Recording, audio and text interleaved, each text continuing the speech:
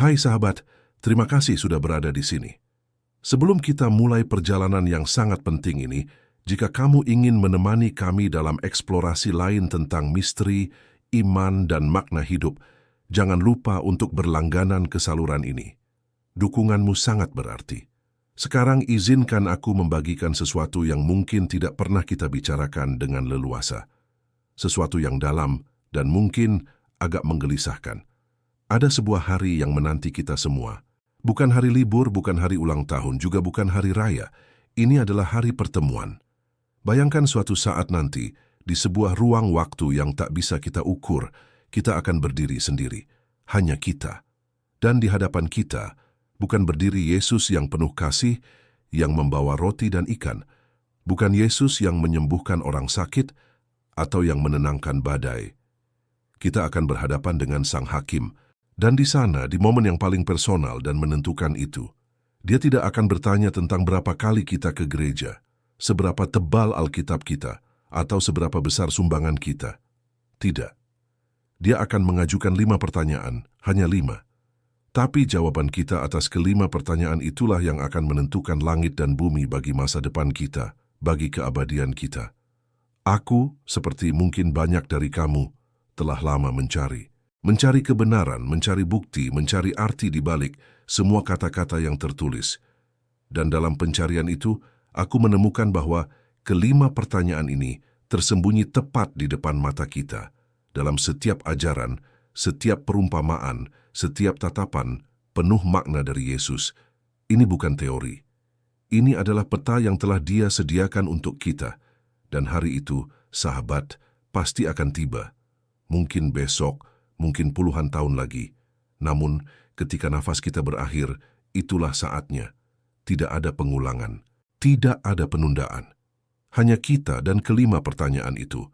Apakah kamu sudah siap mendengarnya? Apakah kamu berani untuk melihat ke dalam dirimu sendiri dan bertanya, bagaimana jawabanku nanti?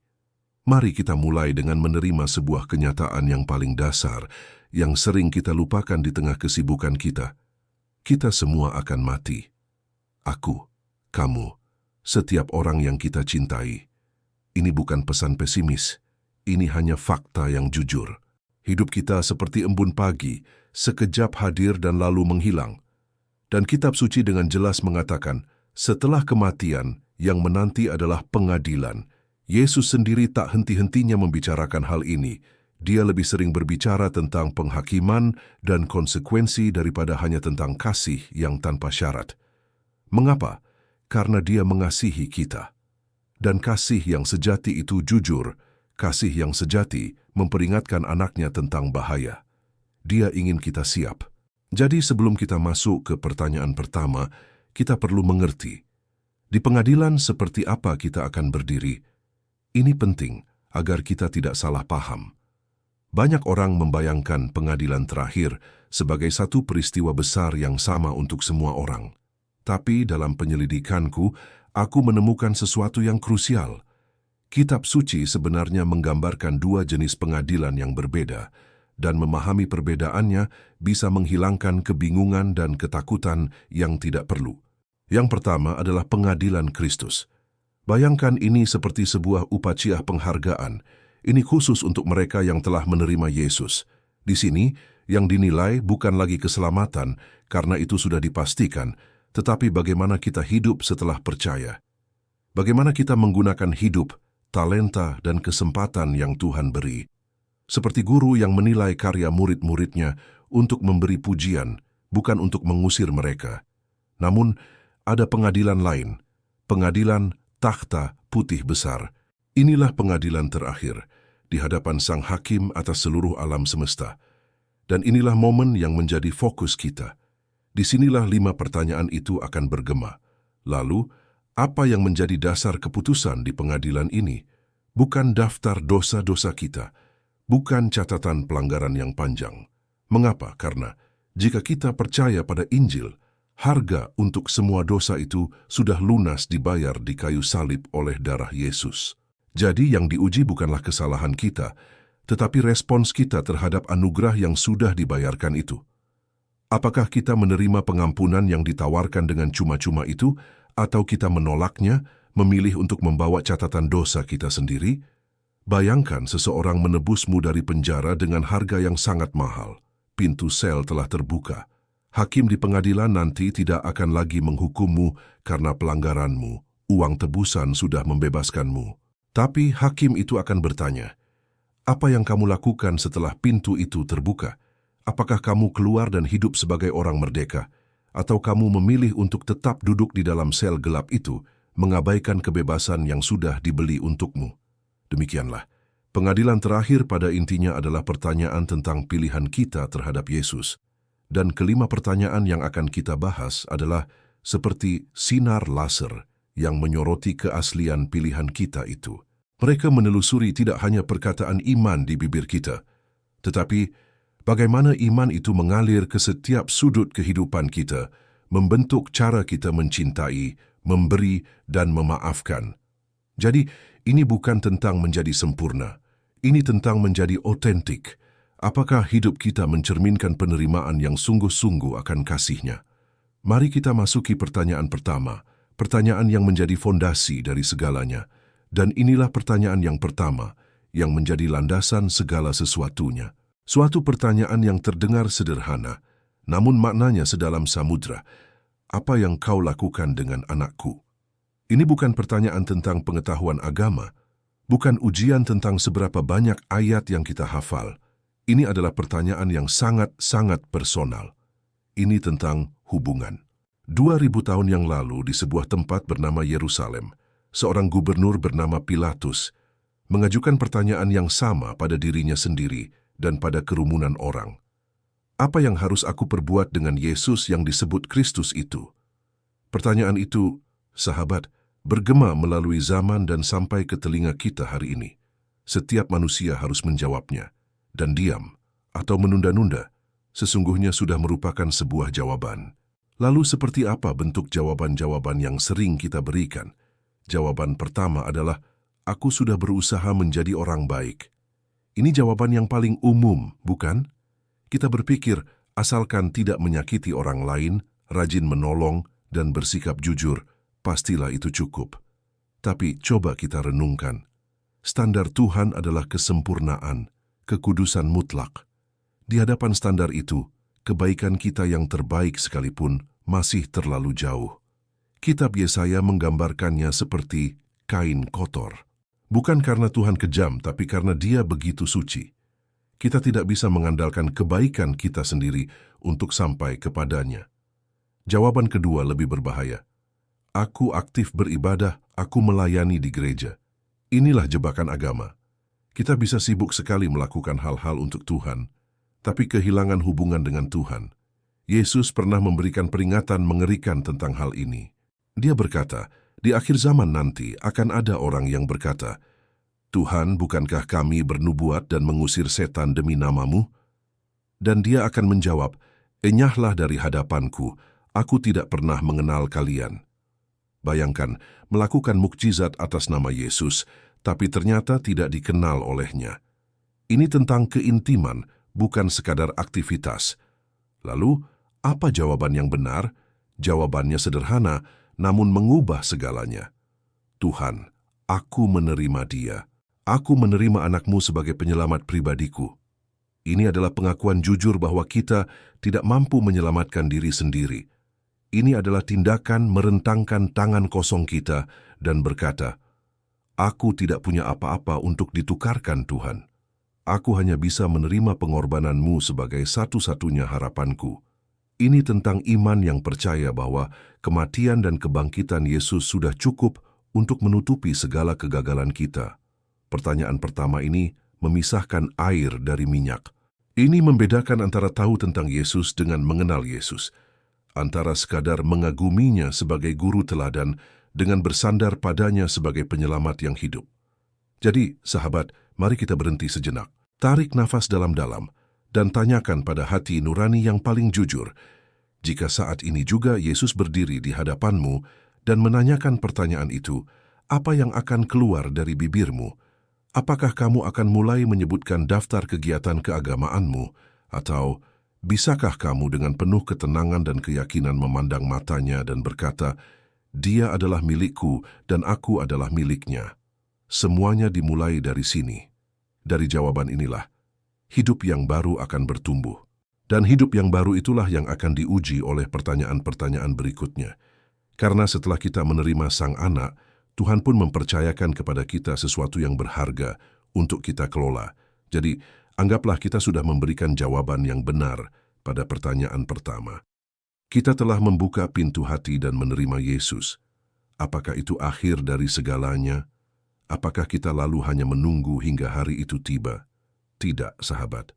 Justru, itulah awal yang sesungguhnya. Seperti seorang anak yang diadopsi masuk ke dalam keluarga baru, ia kemudian belajar hidup sebagai bagian dari keluarga itu. Ia diberi tanggung jawab, kasih sayang, dan kepercayaan. Begitu pula dengan kita. Inilah yang membawa kita pada pertanyaan kedua. Apa yang kau lakukan dengan apa yang kuberikan padamu? Pertanyaan ini adalah tentang pengelolaan, tentang kesetiaan. Dan yang Tuhan percayakan kepada kita jauh lebih luas dari sekadar uang, waktu kita. Setiap hari kita terima 24 jam yang sama. Berapa banyak yang kita investasikan untuk hal-hal yang abadi, untuk mendekat kepadanya, untuk mendengarkan orang yang sedang susah, untuk membangun hubungan yang bermakna, ataukah habis menguap begitu saja di layar gadget dan kesibukan yang tak berjejak? Talenta kita. Mungkin kita bisa bernyanyi, menulis, memasak, membangun, atau sekadar menjadi pendengar yang baik. Setiap kemampuan itu adalah paket berharga dari Sang Pencipta. Apakah kita menguburnya karena rasa takut atau malas? Ataukah kita mengembangkannya dan memakainya untuk membawa terang dan kebaikan bagi sekeliling kita, sumber daya kita, uang dan harta kita? Apakah kita melihatnya sebagai milik kita sepenuhnya untuk dinikmati sendiri? Atau kita ingat bahwa kita hanyalah pengelola sementara dan sebagian dari itu adalah alat untuk menolong, memberi dan mendukung pekerjaan yang baik? Pengaruh kita, setiap orang yang kita temui, keluarga, rekan kerja, tetangga, bahkan kasir di warung, adalah seseorang yang Tuhan tempatkan di jalur kita. Apakah kita membawa damai, dorongan dan kebenaran, atau kita diam saja karena takut dianggap aneh? Yesus menceritakan sebuah perumpamaan indah tentang ini. Perumpamaan tentang talenta. Tuan yang akan bepergian mempercayakan talenta, sejumlah uang yang besar, kepada hamba-hambanya, masing-masing sesuai dengan kesanggupannya. Bukan jumlah yang sama, tetapi yang penting adalah kesetiaan. Dua hamba yang berinvestasi dan menghasilkan laba dipuji sama-sama. Baik sekali perbuatanmu, hai hamba yang baik dan setia. Engkau telah setia dalam perkara kecil, aku akan memberikan kepadamu tanggung jawab dalam perkara yang besar. Tetapi hamba yang ketiga, yang ketakutan, hanya mengubur talentanya di dalam tanah. Dan teguran tuannya keras, hai kamu hamba yang jahat dan malas, lihatlah Tuhan tidak menuntut hasil yang spektakuler dari kita. Dia menuntut kesetiaan. Apakah kita menggunakan apa yang kita punya, besar atau kecil, dengan sebaik-baiknya untuk kemuliaannya? Atau kita menguburnya dengan alasan, aku tidak cukup pandai, nanti saja kalau sudah ada waktu, atau takut gagal? Namun, iman yang setia tidak hanya terlihat dalam bagaimana kita mengelola, tetapi juga dalam kepada siapa kita memberi. Ini membawa kita ke pertanyaan ketiga, yang mungkin paling tak terduga dan paling menyentuh hati. Pertanyaan ketiga adalah, bagaimana kau memperlakukan saudara-saudaraku yang paling kecil ini? Di Matius 25, Yesus melukiskan gambaran penghakiman yang sangat gamblang. Dia memisahkan orang-orang seperti gembala memisahkan domba dari kambing. Dan alasannya mengejutkan mereka yang diberkati. Karena ketika aku lapar, kamu memberi aku makan. Aku haus, kamu memberi aku minum. Aku seorang asing, kamu menyambut aku. Aku telanjang, kamu memberi aku pakaian. Aku sakit, kamu melawat aku. Aku di dalam penjara, kamu mengunjungi aku. Dan ketika mereka bingung, bertanya kapan mereka melakukan semua itu untuk Yesus, dia menjawab kalimat yang mengubah segalanya. Aku berkata kepadamu, sesungguhnya segala sesuatu yang kamu lakukan untuk salah seorang dari saudaraku yang paling hina ini, kamu telah melakukannya untuk aku. Bayangkan, Yesus secara pribadi mengidentikan dirinya dengan orang yang lapar, haus, terasing, sakit, dan terpenjara.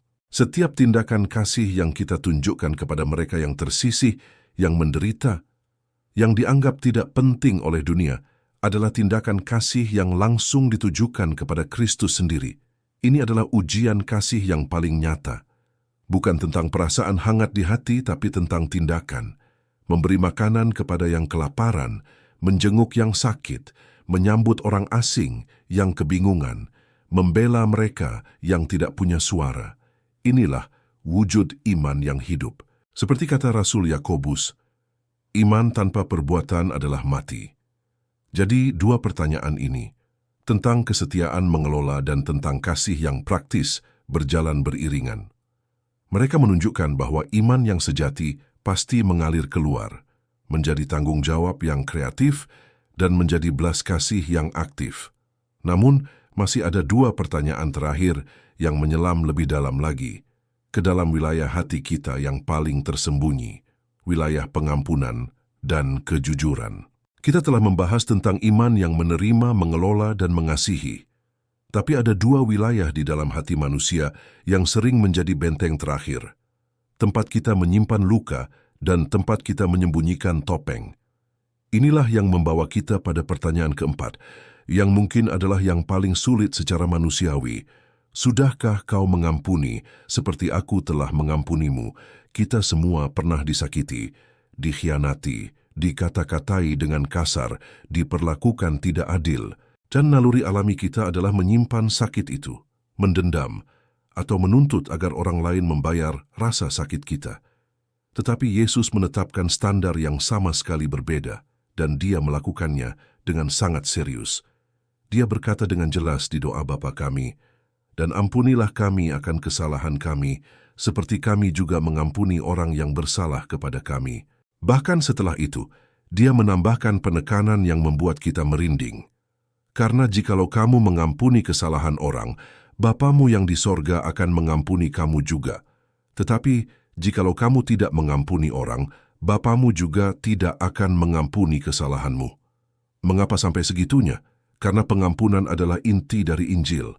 Tuhan telah mengampuni kita dari utang yang mustahil kita bayar, utang dosa yang pantasnya dibayar dengan kematian kekal. Di dalam perumpamaan tentang hamba yang tidak berbelas kasihan, Yesus menggambarkan seorang hamba yang dihapuskan utangnya yang besar sekali, namun kemudian menolak mengampuni utang kecil rekannya. Sang tuan marah dan menyerahkan hamba itu kepada algojo. Yesus menyimpulkan, "Demikian juga Bapa-Ku yang di sorga akan berbuat kepada kamu, apabila kamu masing-masing tidak mengampuni saudaramu dengan segenap hatimu." Mengampuni bukan berarti kita menganggap yang dilakukannya benar. Bukan berarti kita harus langsung memulihkan kepercayaan buta atau tinggal dalam hubungan yang beracun. Mengampuni adalah melepaskan hak kita untuk membalas. Itu adalah keputusan untuk berkata, "Aku tidak akan membiarkan luka ini terus mengendalikan dan meracuniku. Aku menyerahkan keadilan ini ke tangan Tuhan." Itu adalah pembebasan bagi jiwa kita sendiri dari penjara kepahitan. Namun, untuk bisa mengampuni seperti itu, kita membutuhkan hati yang jujur, hati yang berani hidup dalam terang. Dan ini membawa kita ke pertanyaan kelima, yang paling relevan di era kebenaran pribadi ini. Apakah kau mengasihi kebenaran atau hidup dalam kebohongan? Yesus tidak hanya berkata, "Aku mengatakan kebenaran."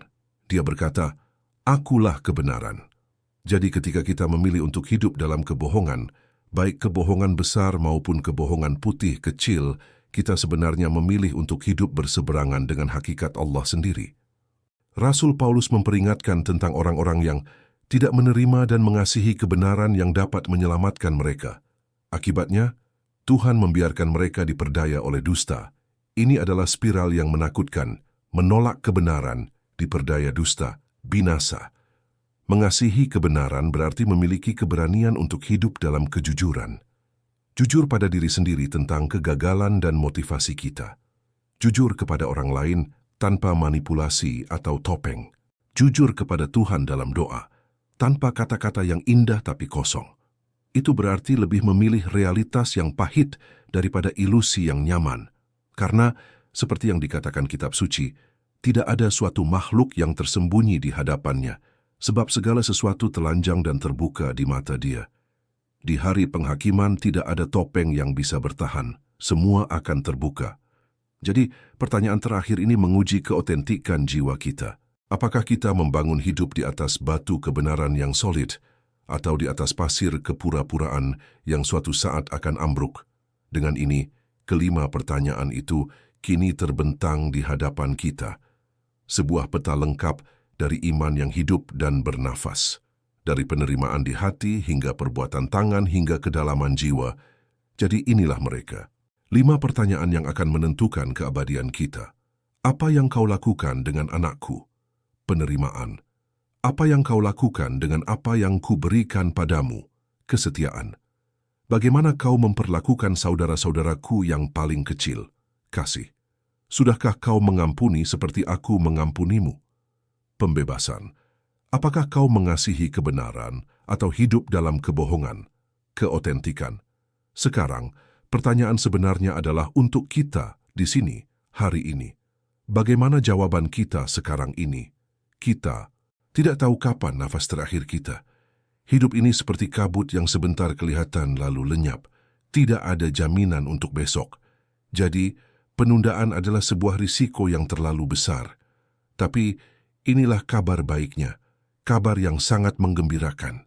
Tuhan memberitahukan soal-soal ujian ini sebelum hari ujian tiba. Ini bukan ancaman, ini adalah kasih karunia. Ini seperti seorang guru yang baik yang memberikan kisi-kisi terpenting karena Dia sangat ingin kita lulus. Yesus sendiri berkata, Allah mengutus anaknya ke dunia bukan untuk menghakimi dunia, melainkan untuk menyelamatkannya oleh Dia. Dia tidak menginginkan kehancuran kita.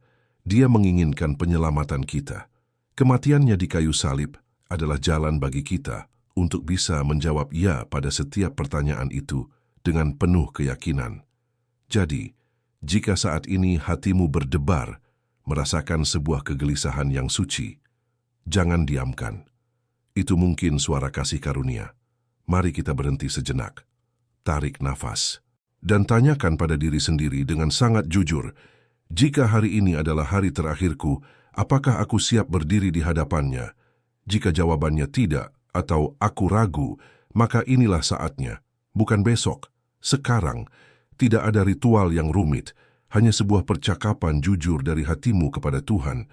Katakan saja yang sebenarnya, akui bahwa kamu telah hidup untuk dirimu sendiri. Akui bahwa kamu membutuhkan seorang juru selamat, dan terimalah Yesus yang sudah membayar segalanya untukmu. Doa sederhana dari hati yang tulus seperti ini bisa mengubah segalanya. Yesus, aku mengaku aku adalah orang berdosa. Aku telah hidup dengan caraku sendiri.